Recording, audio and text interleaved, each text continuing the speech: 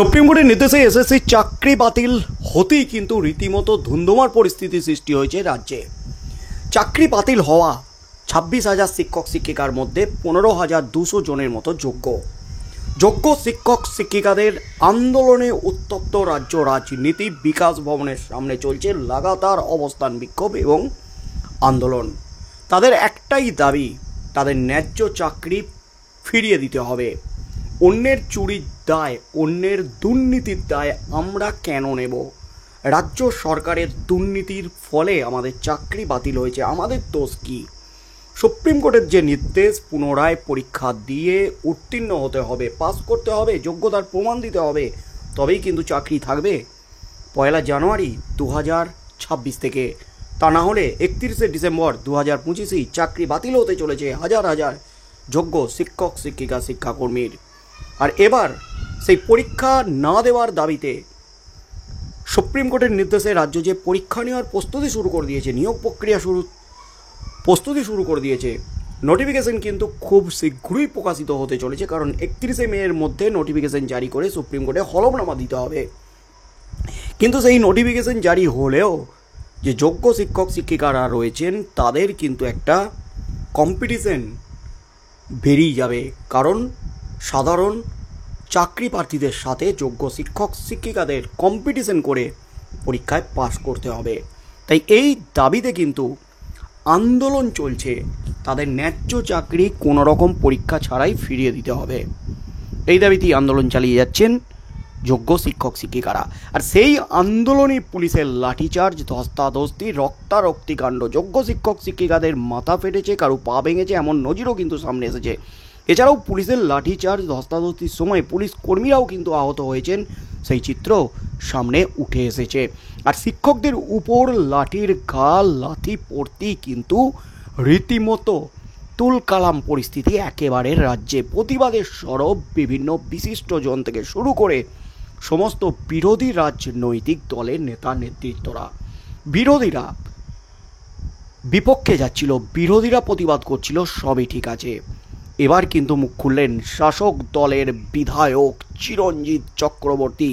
এই মুহূর্তের সবচেয়ে বড় খবর, শিক্ষকদের উপর লাঠিচার্জের প্রতিবাদের সরব এবার বিধায়ক তথা অভিনেতা চিরঞ্জিত চক্রবর্তী। চিরঞ্জিত চক্রবর্তী যা বললেন, যা বার্তা দিলেন রাজ্যকে, রাজ্য পুলিশকে, সর্বোপরি সেখানে পুলিশমন্ত্রী মমতা ব্যানার্জি ঘুরিয়ে পুলিশমন্ত্রী মমতা ব্যানার্জিকে, তাতেই কিন্তু মুহূর্তে শোরগোল পড়ে গেল একেবারে গোটার রাজ্য জুড়ে। এই মুহূর্তের সবচেয়ে বড় খবর, বিকাশ ভবনে আন্দোলনরত শিক্ষকদের উপর পুলিশি লাঠিচার্জের বিরুদ্ধে মুখ খুললেন বারাসতের বিধায়ক এবং অভিনেতা চিরঞ্জিত চক্রবর্তী। বারাসতে এক অনুষ্ঠানে সাংবাদিকদের প্রশ্নের উত্তরে তিনি জানান, যুদ্ধ যেমন খারাপ তেমনই লাঠিচার্জও খারাপ। যুদ্ধ আবহে কোনো দিনই সমর্থন করি না, যেমন যুদ্ধ সমর্থন করি না তেমনই রাজ্যের চাকরি হারাদের উপর লাঠিচার্জের তীব্র প্রতিবাদ জানাচ্ছি।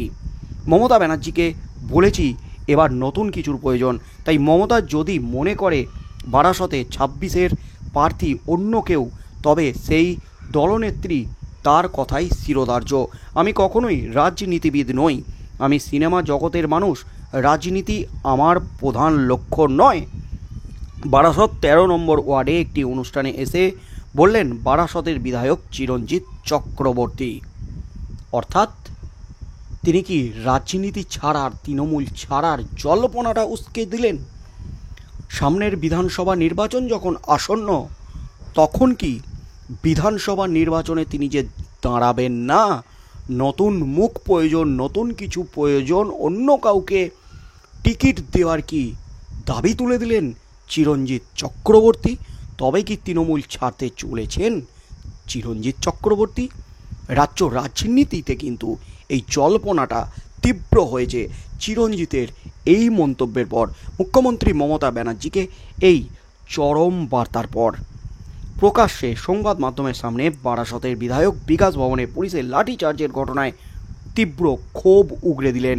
তিনি বলেন, যুদ্ধ আবহে কোনো দিনই সমর্থন করি না, যুদ্ধ যেমন সমর্থন করি না, রাজ্যের চাকরি হারাদের উপর এভাবে লাঠিচার্জের তেমন প্রতিবাদ করি। মমতা ব্যানার্জিকে সাফ বলে দিয়েছি, এবং 26-এর নির্বাচনে প্রার্থী অন্য কেউ যদি হয় সেই দলনেত্রীর কথাই শিরোধার্য। আমি রাজনীতিবিদ নই।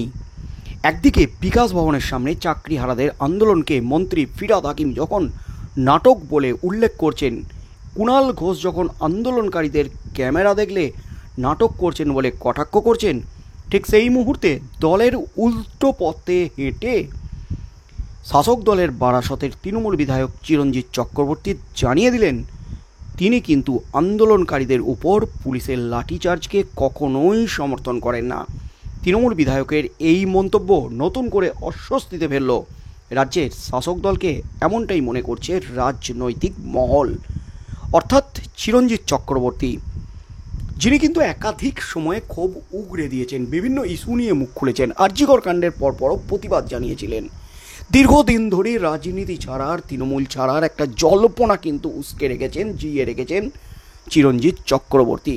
রাজ্যে যখন বিধানসভা নির্বাচন আসন্ন, ঠিক সেই মুহূর্তে এসএসসির চাকরি বাতিল এবং সেই চাকরি বাতিলের ফলে চাকরিহারা শিক্ষক শিক্ষিকাদের যখন ভবিষ্যৎ একেবারে অন্ধকার হয়ে গেছে, চাকরি হারানো শিক্ষক শিক্ষিকারা যখন পথে বসে গেছেন, রাস্তায় নেমেছেন, আন্দোলন করছেন, যেখানে মুখ্যমন্ত্রী মমতা ব্যানার্জি তাদের পক্ষে থাকার, তাদের সাথে থাকার যে বার্তা দিয়েছিল, পরবর্তীকালে সুপ্রিম কোর্টের নির্দেশেও কিন্তু হাত পা বাঁধা প্রত্যেকের। রাজ্য কিন্তু স্পষ্ট বুঝিয়ে দিয়েছে সুপ্রিম কোর্টের নির্দেশে আমাদের হাত পা বাঁধা, কিছু করার নেই, পরীক্ষা দিতেই হবে, পরীক্ষা দিয়ে পাশ করে যোগ্যতার প্রমাণ দিতেই হবে, সুপ্রিম কোর্টের নির্দেশ। তাই সেই আন্দোলনে পুলিশের লাঠিচার্জ, আর সেই লাঠিচার্জের তীব্র প্রতিবাদ জানালেন চিরঞ্জিত চক্রবর্তী। মমতা ব্যানার্জিকে চরম বার্তা দিয়ে দিলেন চিরঞ্জিত চক্রবর্তী। 2026-এর বিধানসভা নির্বাচনে তিনি দাঁড়াতে চান না, তিনি রাজনীতিবিদ নন, নতুন মুখ চাই, নতুন কিছু করুন, এমনই কিন্তু চরম বার্তা দিলেন তৃণমূলের বিধায়ক চিরঞ্জিত চক্রবর্তী। তাহলে কি 2026-এর বিধানসভা নির্বাচনের আগেই দল ছাড়তে চলেছেন চিরঞ্জিত চক্রবর্তী, তৃণমূল ছাড়তে চলেছেন চিরঞ্জিত চক্রবর্তী? এই জল্পনাটাই কিন্তু উঠে গেছে এবার রাজনৈতিক মহলে। চিরঞ্জিতের এই বার্তা থেকে কিন্তু তেমনই মনে করছে রাজনীতিবিদরা। কি হতে চলেছে আগামী দিনে?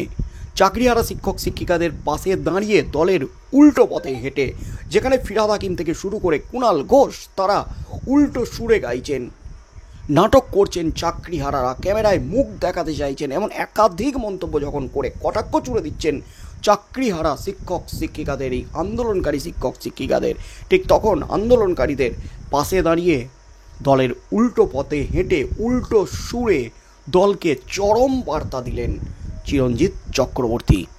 চিরঞ্জিতের এই বার্তার পর মুখ্যমন্ত্রী মমতা ব্যানার্জি সহ দলের হাইকমান্ড পাল্টা কী প্রতিক্রিয়া দেয়, কী হতে চলেছে আগামী দিনে, সেদিকেই চোখ থাকবে গোটা রাজ্যের।